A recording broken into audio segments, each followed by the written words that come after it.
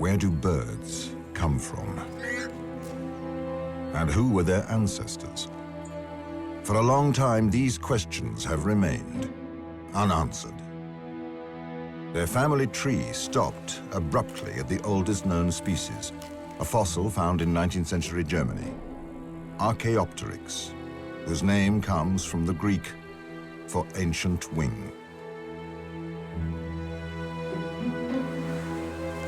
But since 1996, thousands of animals unearthed in China have shed new light on the origin of birds.